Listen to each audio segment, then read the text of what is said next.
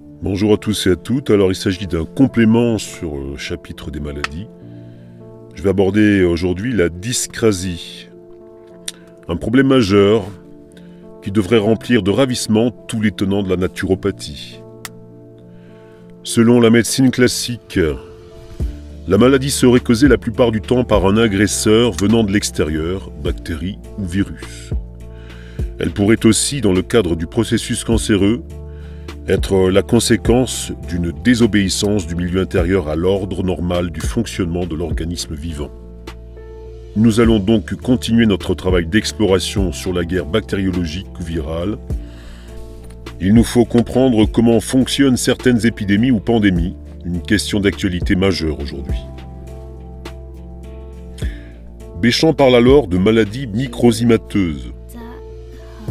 Et il constate en pareil cas 3 points.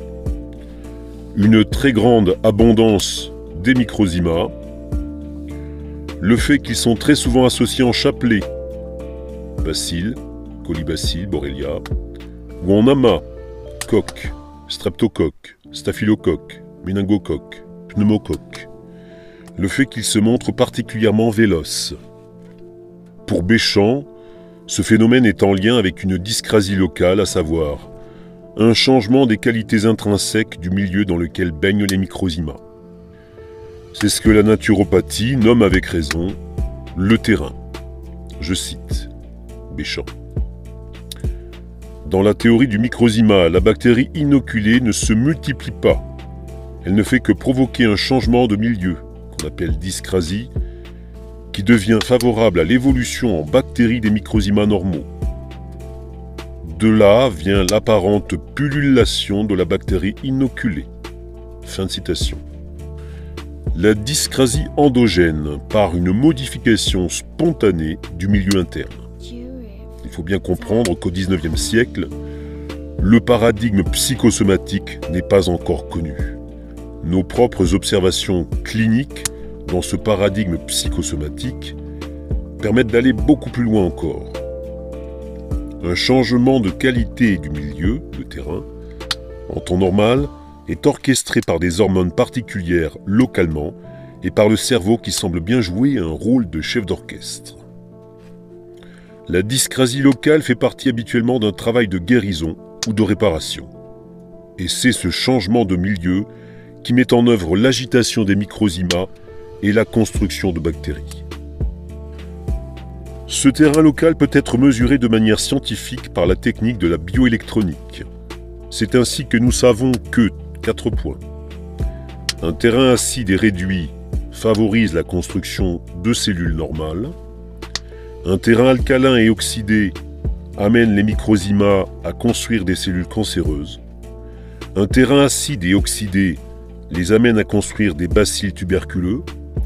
Un terrain alcalin les amène à construire des bactéries banales, bacilles ou coques.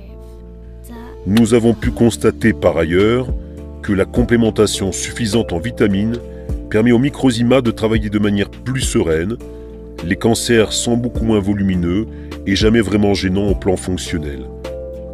Un cancer en pareil cas n'entrave pas le déroulement normal du fonctionnement de l'organe où il se trouve. Et les microzymas semblent avoir suffisamment d'énergie et d'efficience pour qu'il n'ait pas besoin de se mettre à plusieurs, construction des bactéries, pour faire leur travail.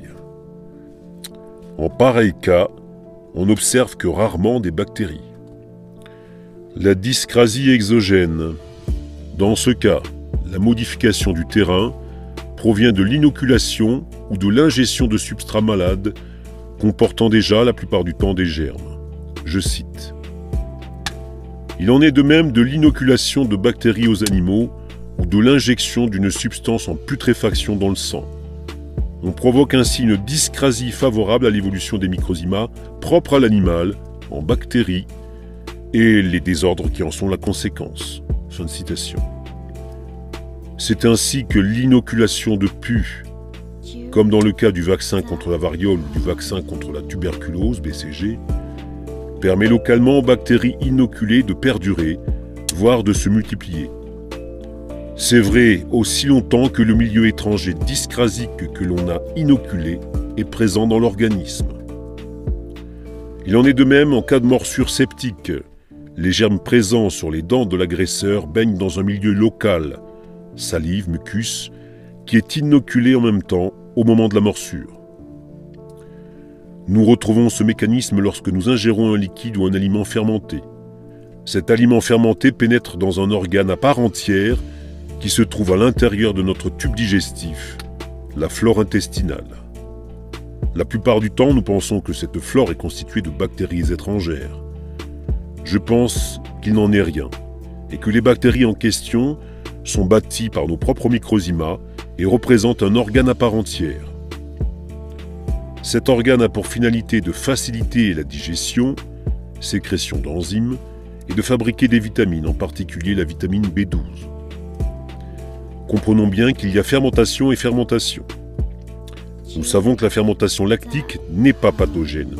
Elle ne provoque pas de maladie. Il est probable que les microzymas étrangers ingérés vont repartir après avoir stimulé la fabrication locale par nos propres microzymas, d'un peu de vitamine C en particulier. Mais du lait ou un aliment qui a tourné est pathogène. Il est une invasion de notre flore intestinale par un milieu malade, d'où certaines gastro-entérites. Béchamp ajoute un peu plus loin, je cite, « La croyance aux germes primitivement morbides des airs, des eaux et des lieux, comme aurait parlé Hippocrate, est devenue presque superstitieuse. » Fin de citation.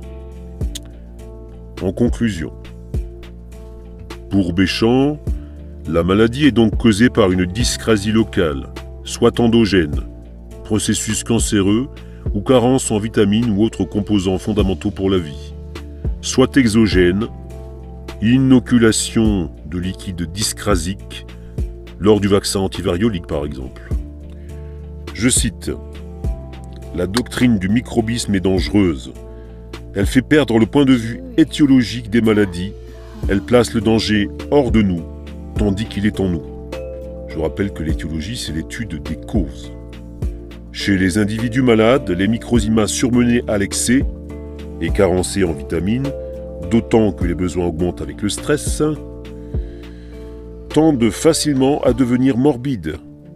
La domestication des animaux les installe souvent dans des situations analogues.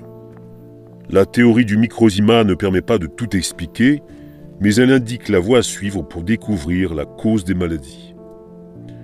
Le système parasitaire, avec son hypothèse de lutte contre l'existence, la guerre immunitaire, relève du roman pur. Voilà, c'en est fini pour ce cours sur la dyscrasie. La prochaine fois, je vous ferai une petite annexe pour vous parler de la bioélectronique. Voilà, c'est un peu technique. Le pH, la résistivité, etc. Les milieux alcalins, acides, etc. Macron sait mieux que le microzyma ce qui est bon